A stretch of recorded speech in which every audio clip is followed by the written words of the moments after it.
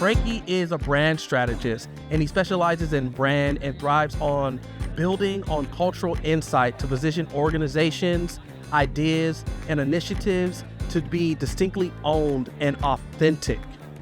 He's worked with global brands like TikTok, Amazon, Netflix, Warner Brothers. Have you heard of them?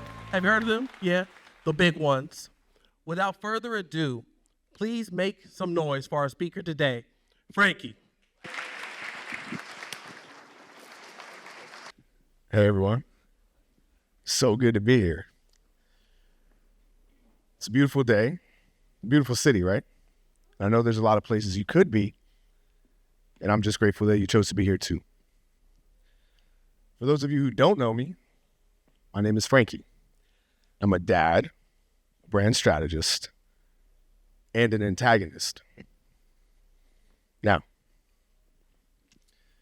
depending on where you've met me along my journey, some of you might be thinking, how could the Frankie that I know be an antagonist?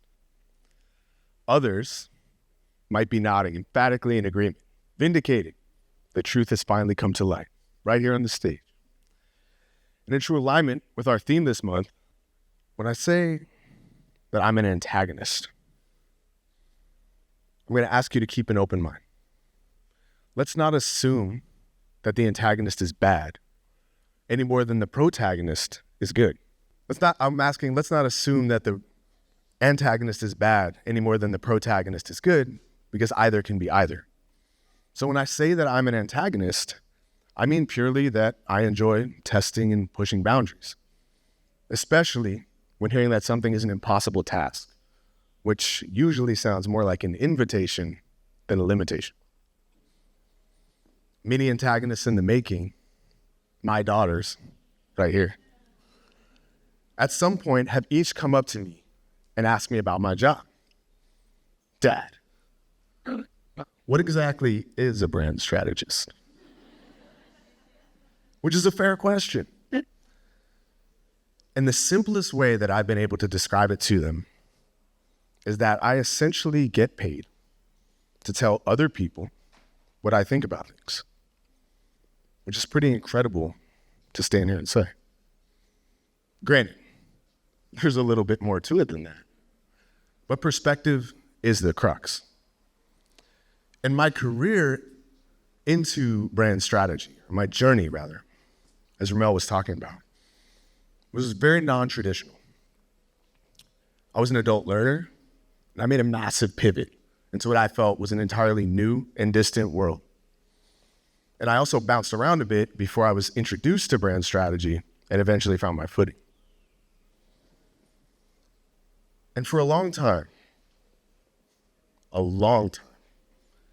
I worried about my atypical background. I assumed it would hold me back, and I felt like I was getting started way too late. But the more I connected with other people, with a lot of people that are here today, the more I heard irregular stories just like mine, some similar and some altogether different.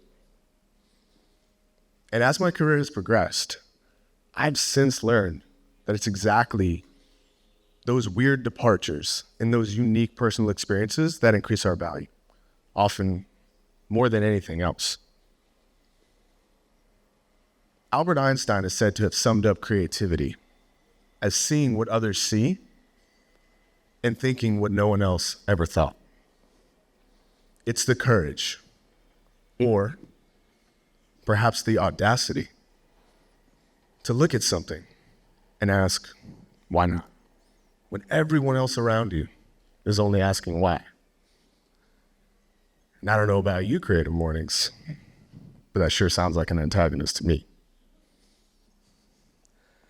As a strategic consultant, the most important thing that I can provide to my team, to my clients, to our partners, and for myself is a point of view.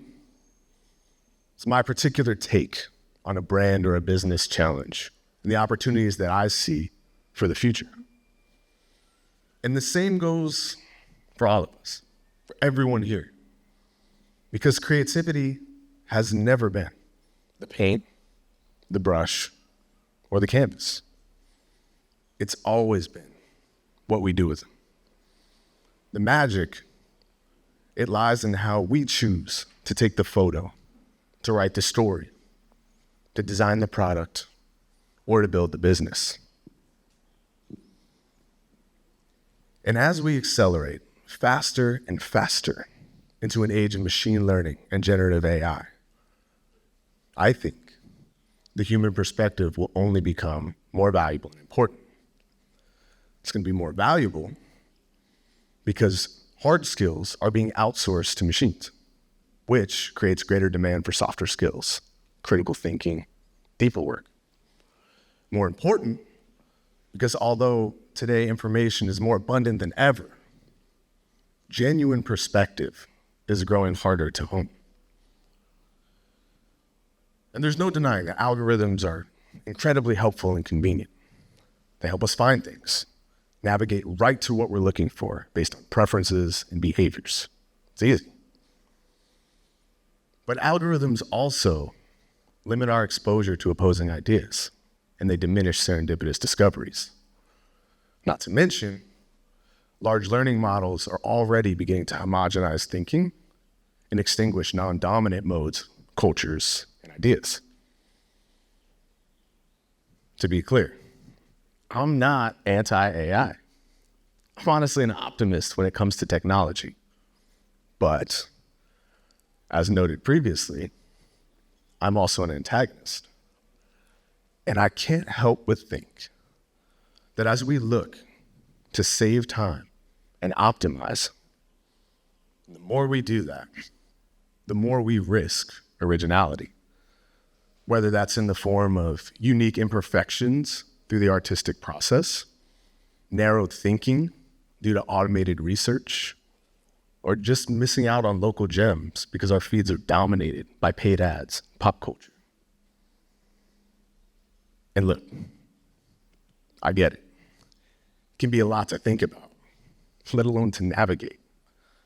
But I have a technique that can help you if you're feeling lost, courtesy of some previous perspective.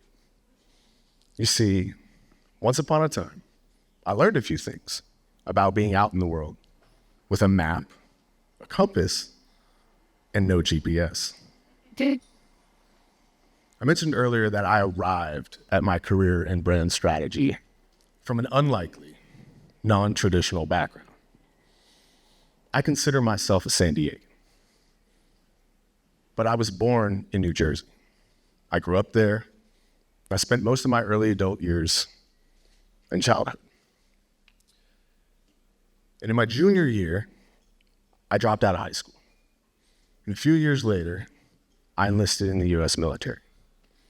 And I went straight into selection for special operations, where I spent just over 11 years in small teams, globally purposed with solving complex, unconventional problems.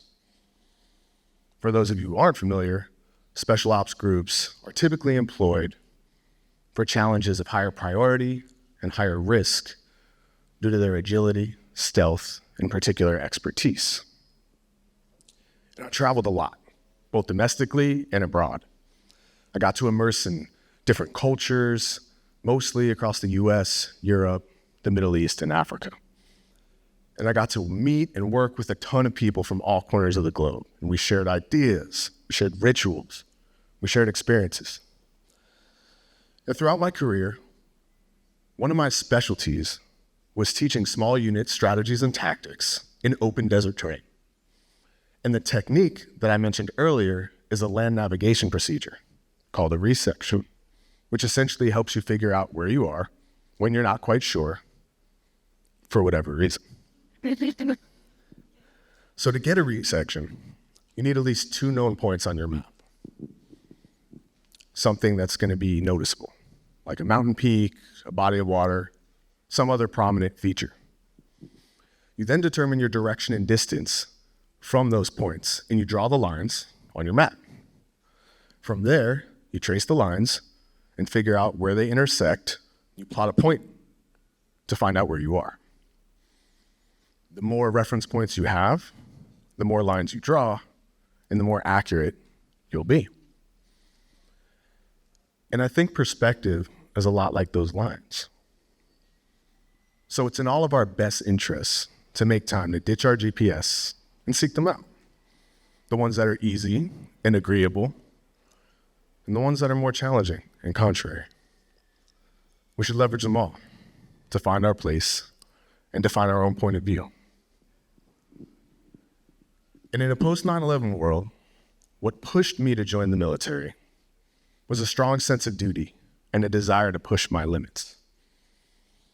Admittedly, there was a lot going on that I didn't totally understand, but I still felt compelled to do my part.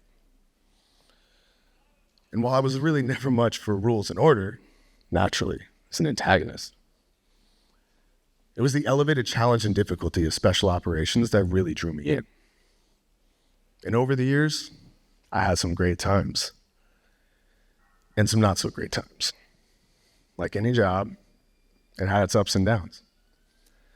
But what kept me were two key things. The first one being the people around me. Some were the greatest people I've ever known. They're great friends, great warriors. But contrary to a lot of the books, movies, and podcasts out there, some were also substandard and unworthy, and I was equally motivated to hold them accountable. And the second thing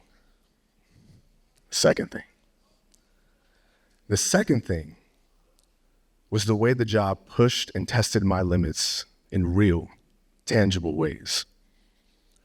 And I spent probably little more than 1% of my time on missions, the other 99% intensely preparing for them.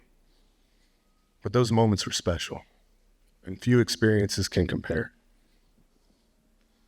In some ways, they were blinding. And while I was often well aware of what the job demanded of me, it was a lot harder for me to see what it was taking from me. What led me to transition out was a new perspective and a moment of reckoning in my relationship. My wife is my best friend. We grew up together, and we're high school sweethearts. Somehow, she's always seen the best in me, even when others questioned or dismissed my potential. And I think maybe that's because she's always brought out the best of me. She still does, and she did when we needed it most. Of course, I didn't see it that way, but she did. And 8 years and 2 beautiful children later, her breaking point was my wake-up call. Before I realized it, and well before I was ready to admit it, the reality of the job was taking a heavy toll on myself and my family. And look, some of that was very visible, like being gone all the time, or the wear and tear that was happening to my body. Some of that was less obvious, like the mental strains and emotional tensions. Each time I came home, things got harder. And I compartmentalized because I felt it was the right thing to do. So I put up a wall and she did the same. But we did it because we wanted to protect each other. You see, we were both struggling in different ways, but she didn't want to distract me. I didn't want to worry her. But even though I wasn't disclosing the details, I couldn't hide the effects. I was different. I wasn't happy. And I was pushing everything and everyone I loved away. G.K. Chesterton was a literary and social critic, and he once proclaimed that the true soldier doesn't fight because he hates what's in front of him, but because he loves what is behind him. And while being a service member isn't easy, the irony is that it's still the ones we love who often bear the biggest burdens. Leaving was always hard, but coming back to a world that had moved on without me, that was hard too. The big milestones, first steps, birthdays, small moments, good grades, and bedtime stories. I missed a lot of it. Selfishly, though, it was a little easier to endure if I never really allowed myself to come home. At least, not until I felt like I could stay there. But even that became difficult when what I was leaving for became misaligned.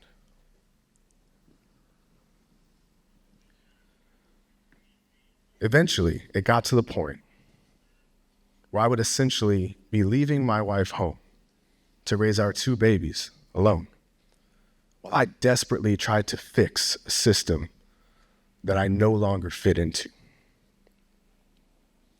I mean, I've always challenged ideas and conventions, naturally, an antagonist, right?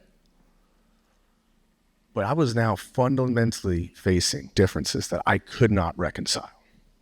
I was fighting harder and harder to defend behaviors and benchmarks that I felt were critical to uphold. And whether it was me or special operations that was changing, it was clear that I was more enthusiastic and less willing to compromise than a lot of my peers on most of these topics and issues. And you know what? Sometimes that means you're onto something. And sometimes it means you're over something. And I've stopped trying to figure out which one. Because either way, for me, the writing was on the wall. And my time in special operations undoubtedly changed my perspective. I learned a lot. I believe I got to see humanity at its finest and at its ugliest. I made some incredible friends. And I said goodbye to some too. But through it all, my job took priority. And for me, being good at my job came at the expense of being the best version of myself when I was home. Eventually, something had to give. I could move forward alone, or we could start over together. And we chose to begin again. And look, I have a ton of love and respect for my peers who are still on active duty today. But we all have different needs at different times. For the sake of myself and for my family, I needed to move on. And while I knew deep down that pivoting away from special operations was the right thing to do, I was still deeply struggling to understand my purpose and role beyond its borders. Transitioning from the military is hard, no matter who you are or where you're headed next. To say the least, I was concerned. I needed to figure out where I was and where I needed to go. I needed my resection. But this time, instead of mountain ranges and rivers, my reference points were color theory and community. So while I was still on active duty and part of a training detachment here in California, I enrolled in school full time. And I decided to pursue a new career path, this time in the creative arts. I juggled my military commitments with my educational responsibilities, all while trying to get back to my family and volunteer in the creative community. And I alternated incessantly between all of it, from perfecting ponytails and painting nails, to online lectures, creative meetups, followed by these 3-week trips into the California desert, where I'd switch between military training and schoolwork. 1 minute, I'd be on the range with my buddies, facilitating some course of instruction, and then the next, I'd be taking up half of our office to mix paint with a palette knife. I remember on one particular trip, I had a drawing class, and I had to do a drapery study. So I went to the linen closet and grabbed the first thing I could find, which was a pillowcase. And I secured this pillowcase to the cinder block wall with whatever tape was lying around. And I brought this gooseneck light that I attached to like the top of my bed that would shine on the pillowcase so I could get the contours and the shadows. And 2 feet in front of that, I had this makeshift easel. And it was not sturdy. And I had a huge drawing pad, like the kind you get from an art store, like Blix. It kept falling and I'd have to readjust it. And this was all like crammed into this tiny space next to where I slept. And we all slept in a big giant room, kind of open, but everyone had their little space. And mine was just full of drawing stuff. And I would draw, and then I would go to the range, I would go to the office, back and forth, back and forth. And when the trip was over, I'd pack it all up, head home, and I'd do it all over again. If I'm being honest, it was far too much to manage. And it took a ton of sacrifice all around. But it was ultimately worth the effort. And I love that time because even though it was chaos and it tested every fiber of my being, it was also a moment that captured the very best parts of who I was and who I would become. I was able to see the same moment from different perspectives. As a dad and a husband, as a student, as a service member, and as a brand new creative. And what I didn't know then, but I do now, especially as creatives, how we see the world is our superpower. And what I learned about perspective is that sometimes things happen that change your perspective. And sometimes you change your perspective and things happen.